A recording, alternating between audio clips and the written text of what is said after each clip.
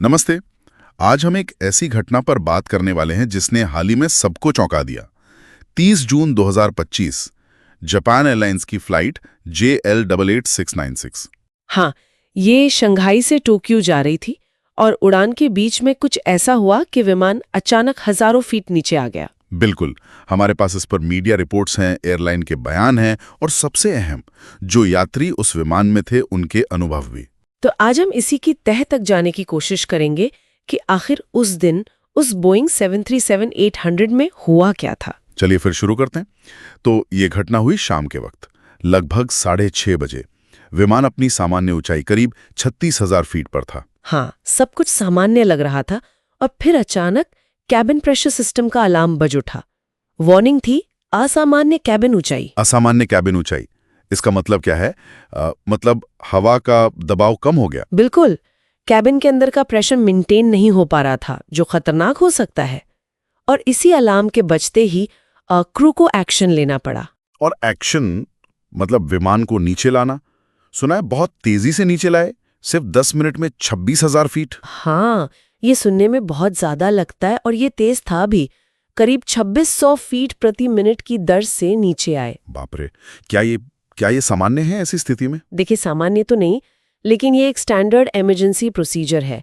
जब cabin pressure का issue आता है तो पायलट को सबसे पहले विमान को जल्दी से 10,000 फीट या उसके आसपास लाना होता है। अच्छा, 10,000 फीट पर क्यों? क्योंकि उस ऊंचाई पर बाहर की हवा इतनी घनी होती है कि अगर कैबिन प्रेशर पूरी तरह खत्म भी हो जाए तो भी यात्री बिना ऑक्सीजन मास्क के सांस ले सकते हैं।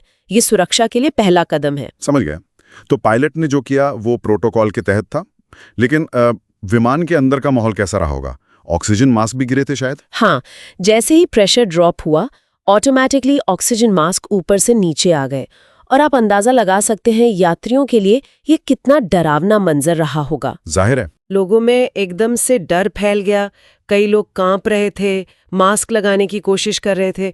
कुछ यात्रियों ने तो बताया कि उन्होंने डर के मारे अपने फोन पर अलविदा मैसेज लिखने शुरू कर दिए थे। ओह, मतलब बैंक पेन, बीमा डिटेल्स ये सब नोट करने लगे। हाँ, ऐसी खबरें आईं।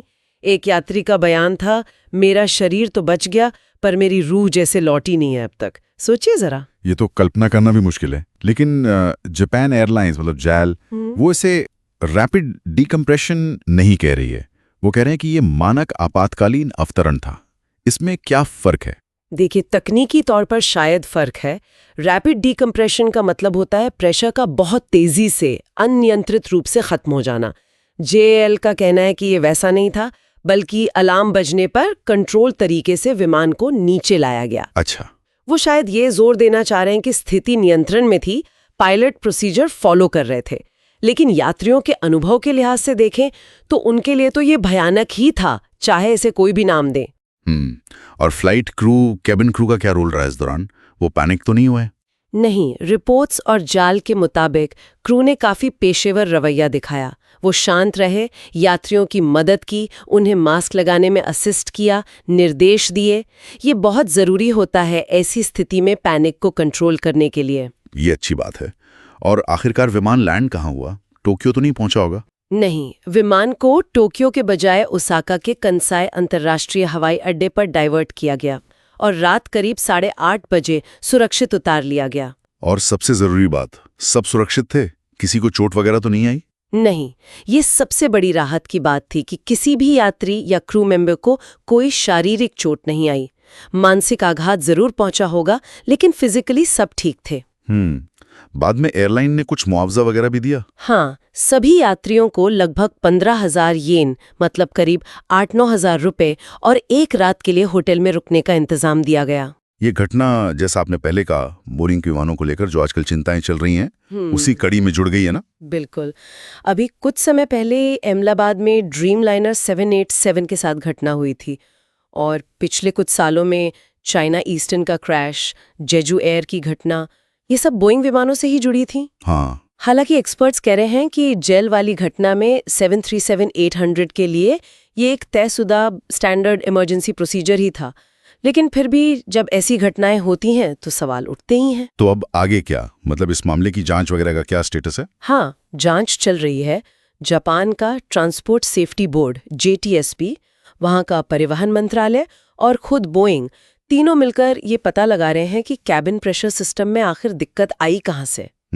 उस खास विमान को तो फिलहाल ग्राउंड कर दिया गया है, मतलब वो अभी उड़ान नहीं भरेगा। और क्या वैश्विक स्तर पर भी कोई एक्शन लिया जा रहा है दूसरे 737 विमानों को लेकर? हाँ, बोइंग ने कहा है कि वो डेटा एनालाइज कर रहे हैं और 737-800 मॉडल्स की जांच के लिए गाइडलाइंस भी जारी की हैं।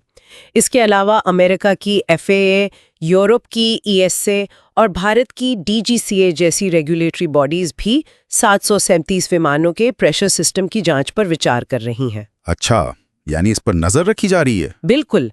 तो संक्षेप में कहें तो एक तकनीकी गड़बड़ी हुई, जिसके जवाब में पायलटों ने तयशुदा आपातकालीन प्रक्रिया अपनाई।